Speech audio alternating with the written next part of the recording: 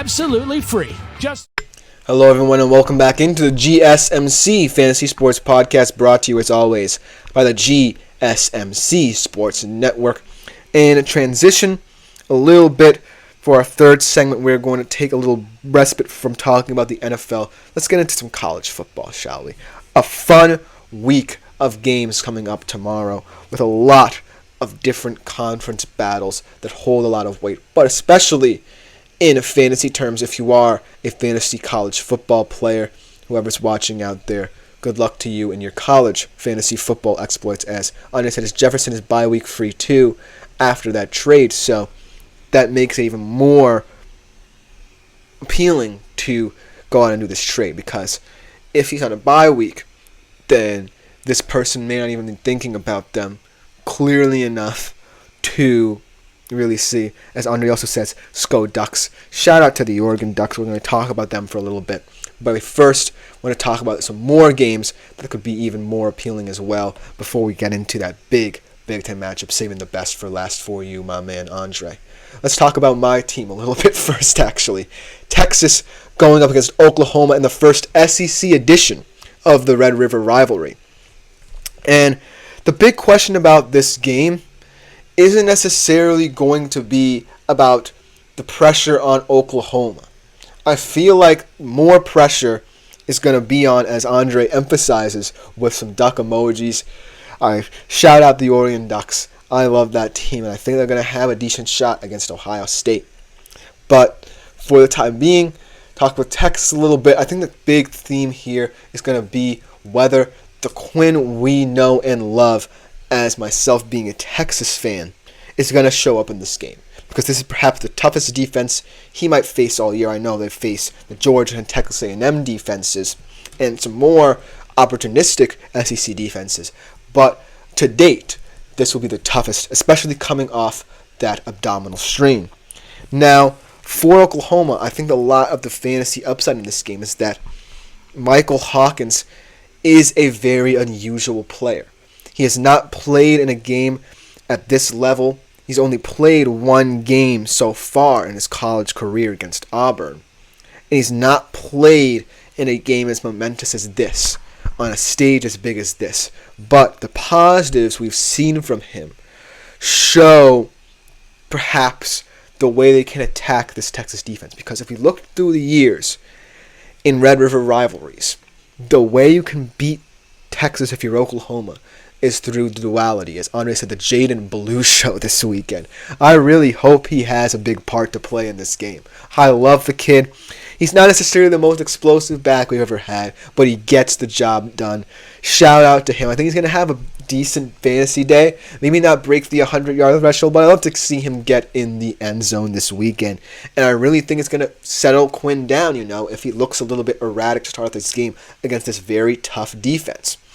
But on the Oklahoma side of things, I think if they can move Michael Hawkins Jr. around in the pocket, get him out of structure, that will keep the Texas defense honest and on their toes, and perhaps we get to see a big play. Yes, they're very banged up in their receiving core. They don't have Deion Burks, their top receiver.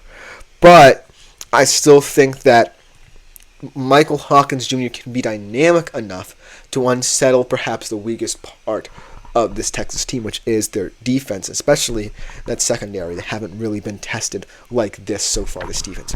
But the ultimate theme is seeing whether or not Quinn Ewers can stay in the rhythm we saw early in the season after coming off this injury.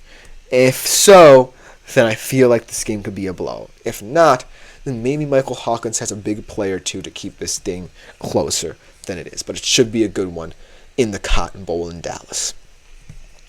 But coming up next, a huge fantasy game with two of the most exciting players in all of college football.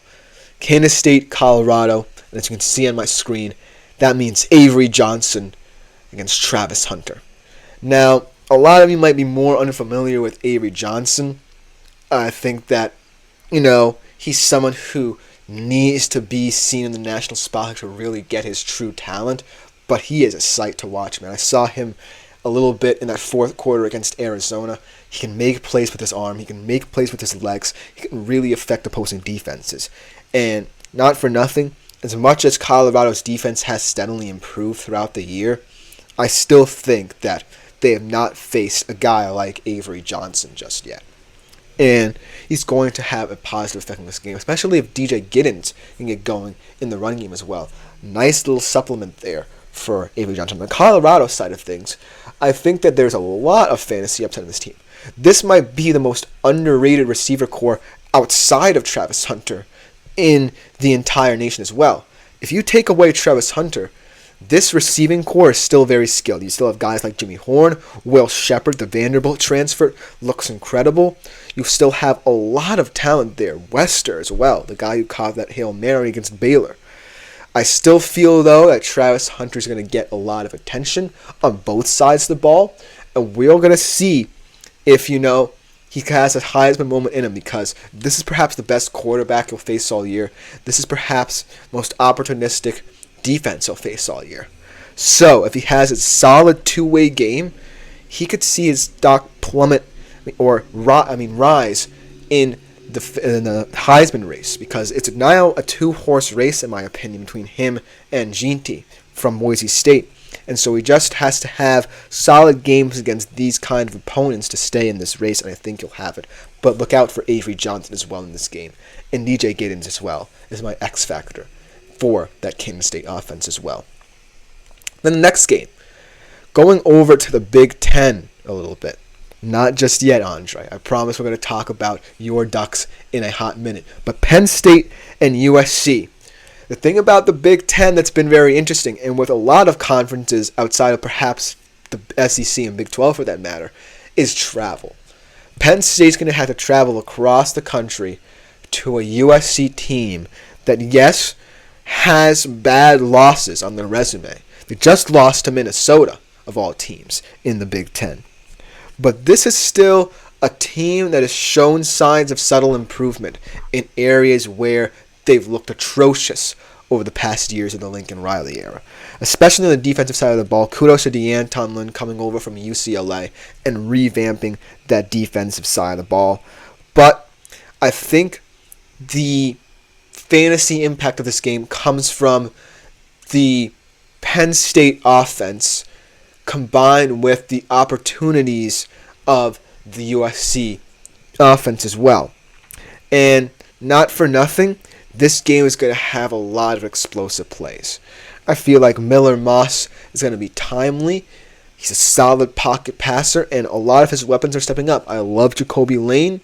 I love, Zachariah Brand still being there. If he can get going in the passing game, then this USC offense can get things going on. The Penn State offense, they're all about the explosive play. And against a very tough physical USC defense, can Drew Aller stay in rhythm? Can he hit all his different weapons? Can he get his young talent going in the game? And then can Nicholas Singleton and Kayshawn Allen be your tough physical closers? And that's the big question that I have about this game. I feel like, though, travel is also the name of the game. Will Penn State look a little bit fatigued in this contest? Will USC be able to take advantage of it? We'll see unsung heroes step up for them on both sides of the football. So that's the reason why I also said it's a potential trap game for this offense.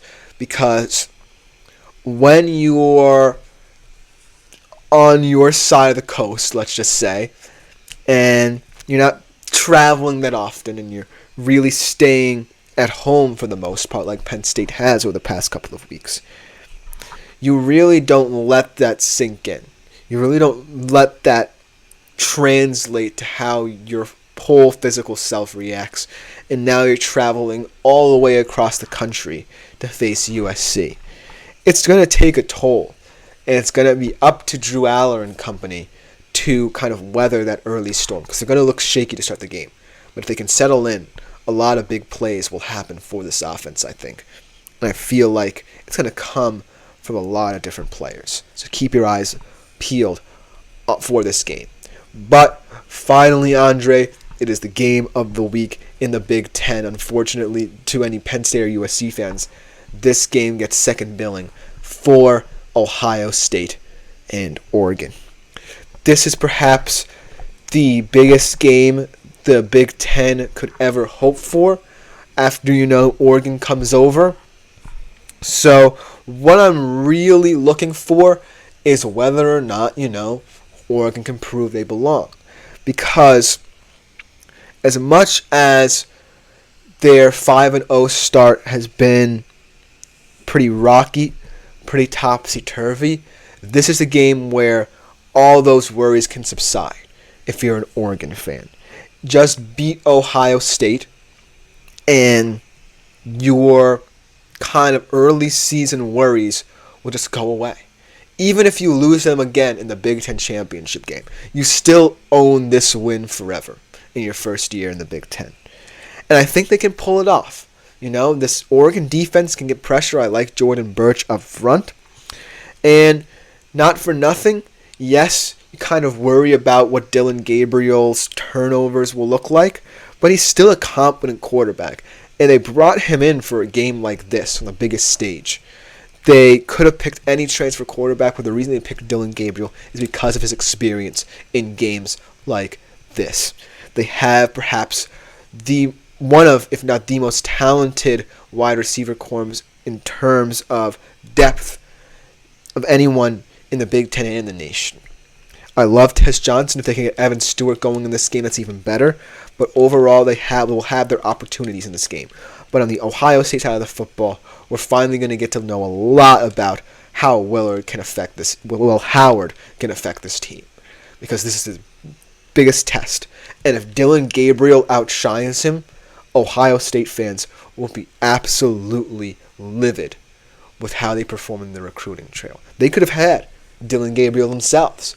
They went for Will Howard.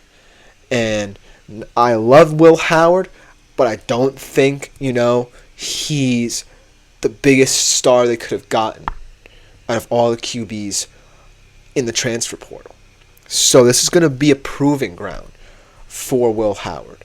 Can he outperform a guy who I just think is the more appealing of the two quarterbacks? This has always been my issue with Will Howard. Going up against big teams, can he weather the storm? Because all around him, the talent is there. Abuka, Judkins, Henderson, Smith, perhaps the best freshman wide receiver of all of them. But he has to prove that he can run the offense because he's the engine driving this offense. If he can't, then perhaps we think too much of Ohio State. But it's all going to come down to both of those QBs. And right now, as funny as it is to say, Dillon Gabriel has already proven he can have big moments.